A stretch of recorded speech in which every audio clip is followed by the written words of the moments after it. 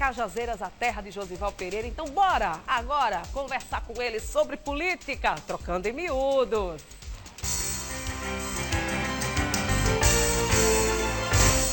Bom dia! Bom dia pra você, Só lembrei de você quando recebi esse convite. Eu disse, terra de Josival. A chuva deu uma apertada hoje pela manhã. Sim, você, hein, para chegar aqui, pegou alagamento? Eu sempre faço 20, 25 minutos. Hoje eu fiz com mais de 35 minutos, com muito problema, muita chuva. Porque apertou hoje pela manhã. Apertou, mais intensa, né? Ficou mais intensa. E vai o resto do dia todo. Então se prepara, viu? Vamos com política agora. Ontem você falou aqui com a gente a história que a Assembleia iria conceder uma honraria para um paraibano, né? Muito importante, que era o presidente da Caixa.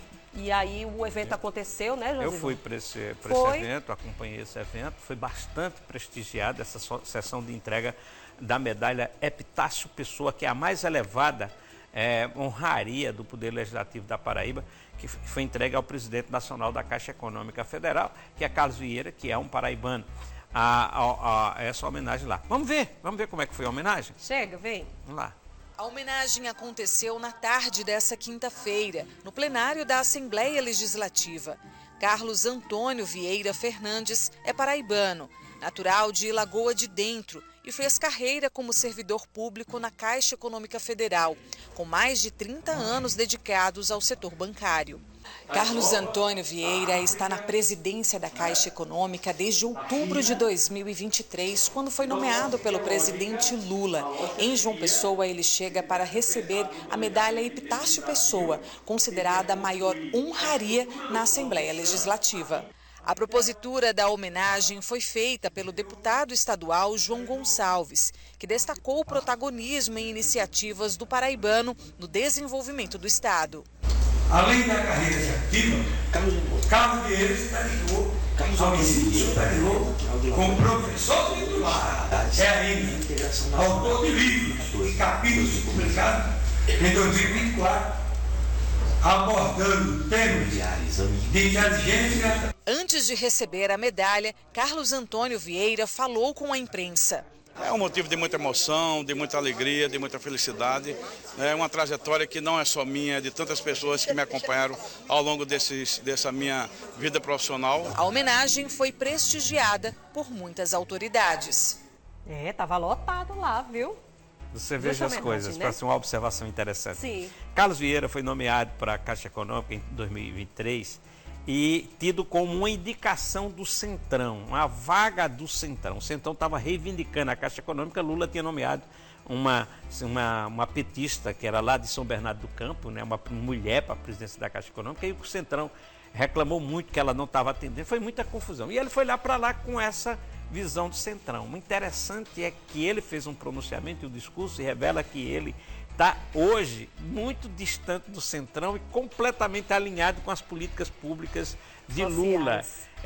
Levou a Caixa Econômica, inclusive, porque a Caixa Econômica nunca tinha tido programa de microcrédito, e ele criou um programa de microcrédito, inclusive, com juros de 0,5% ao ano. Baixíssimo. E com rebate de até 40%, rebate 40%, 25%, dependendo da região. E aí fez um discurso totalmente defendendo aí as políticas do Lula. E a Caixa Econômica, segundo ele, fez uma abertura para capital internacional, esperava pegar 500 bilhões, chegou ao oferecimento de até 3 bilhões de reais. Então, um momento da Caixa Econômica. Agora, o momento mais interessante é realmente essa história dele ser paraibano e as pessoas reconhecerem um paraibano que se destaca hoje na política. E ele fica muito humilde, né, Josival? Um ligeiro moído. Não tinha representantes do governo do estado nessa solenidade.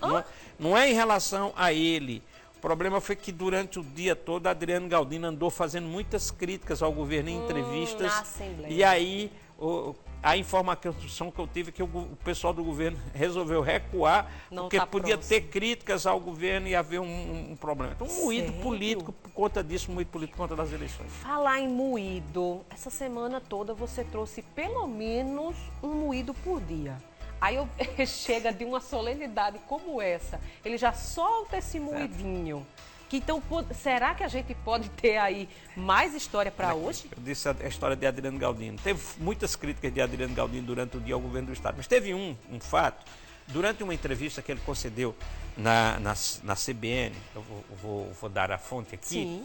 ele terminou anunciando que iria promulgar a lei de diretriz orçamentária porque o governador tinha perdido o prazo para poder opor vetos, fazer vetos às possíveis emendas ou sancionar a lei de diretriz orçamentária. E aí ele, muito firme, vou sancionar porque o governo perdeu prazo e tal, enfim, essa história toda. Resultado, o governo, logo depois, a Procuradoria, isso aqui está Adriano Galdino na entrevista, a Procuradoria Geral do Estado, que é o procurador Fábio Brito, ele negou completamente, rebateu Adriano Galdino, disse que não tinha nada disso, que na verdade ele podia observar que a Secretaria da Assembleia, a Secretaria Legislativa, tinha divulgado uma portaria durante o recesso, suspendendo os prazos de tramitação de processo, porque o recesso foi esticado.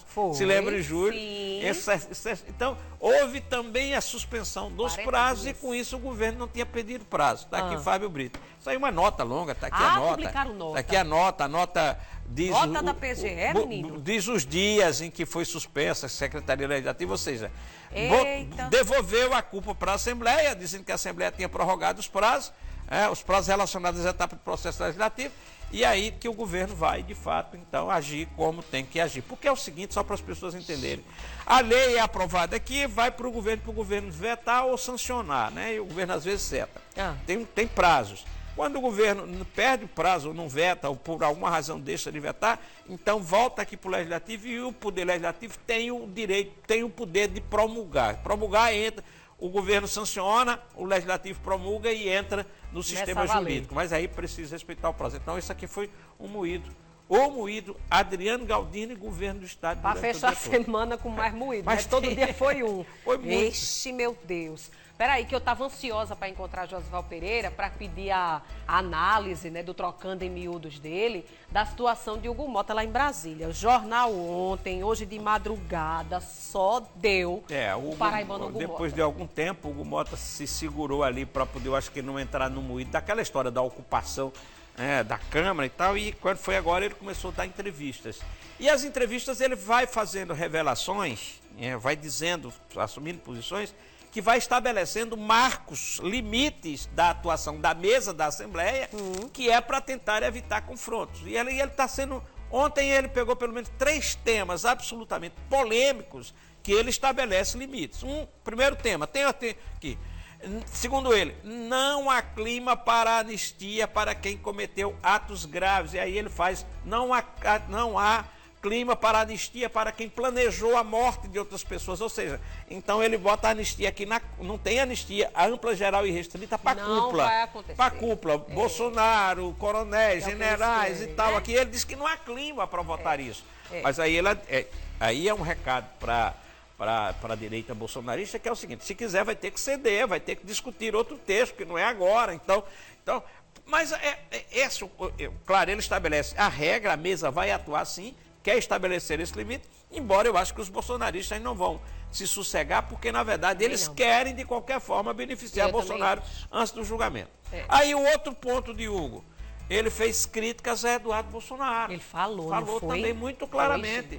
Disse que Eduardo Bolsonaro é um deputado igual a qualquer outro, não vai ter direito de ficar nos Estados Unidos recebendo salários ou exercendo mandato, quer dizer, já sinaliza que pode haver cassação. E ele amenizou um pouquinho com a direita, que ele revelou que há uma aversão parlamentar do parlamento, dos deputados, em relação ao STF e admitiu discutir o foro privilegiado. Isto aqui, foro privilegiado, é a última bandeira dos bolsonaristas agora. Eles querem votar mais rápido. Por quê? Porque se for derrubar o foro privilegiado, os processos voltariam para a primeira instância. Então não seria mais o Supremo que julgaria. Só que provavelmente não vai dar tempo, porque essa história do foro privilegiado também é uma discussão muito grande. Com essa história da aversão parlamentar ao Supremo Tribunal Federal, aqui tem uma coisa na história que é o seguinte: as informações todas é que o Supremo Tribunal Federal tem lá denúncias contra cerca de 80 parlamentares por conta, são denúncias de desvio de emendas parlamentares, que é uma bomba.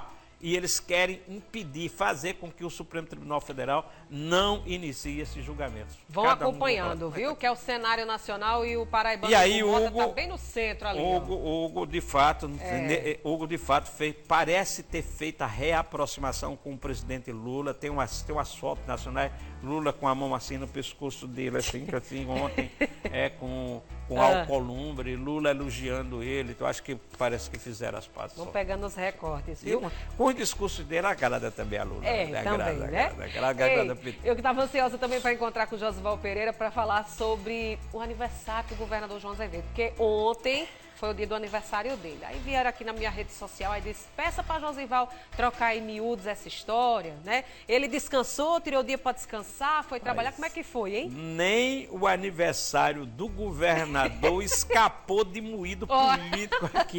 Nem o aniversário. Eu sabia. Recebeu muita mensagem, né? Agora, redes sociais. Hoje o pessoal parabeniza pelas redes sociais. Internet. Então me fala. E aí, algumas mensagens começaram a chamar a atenção e elas se transformaram em burburinho. E foram cedo, foram as primeiras. Uma das primeiras. Aí foi logo cedo? Foi burburinho político. As mensagens que causaram na internet. Quem foi? Tá? Eu recebi uma.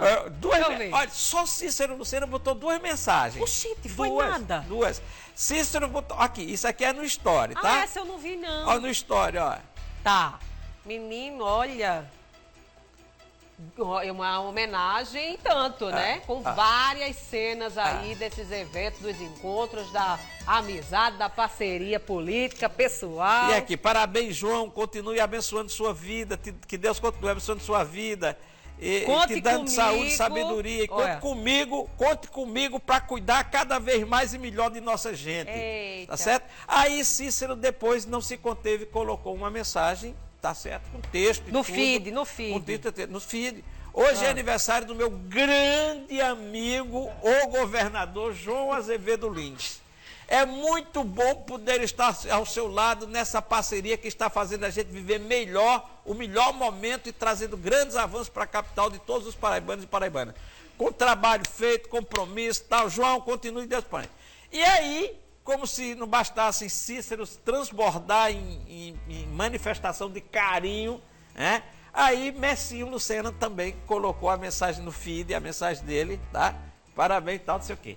Resultado, a pergunta durante o dia, eu fui bombardeado de perguntas. Eu recebi. Você recebeu aí. A pergunta era, gente, e Cícero não está rompendo com o João, não vai ser candidato? Enfim, como é que é isso e tal? Explica. Vamos trocar em miúdos. Vai, Josival, chega. É verdade que Cícero provavelmente, muito provavelmente, são cada vez mais fortes as informações que ele será candidato e não pelo partido de João, que será candidato contra o candidato de João, que é Lucas Ribeiro.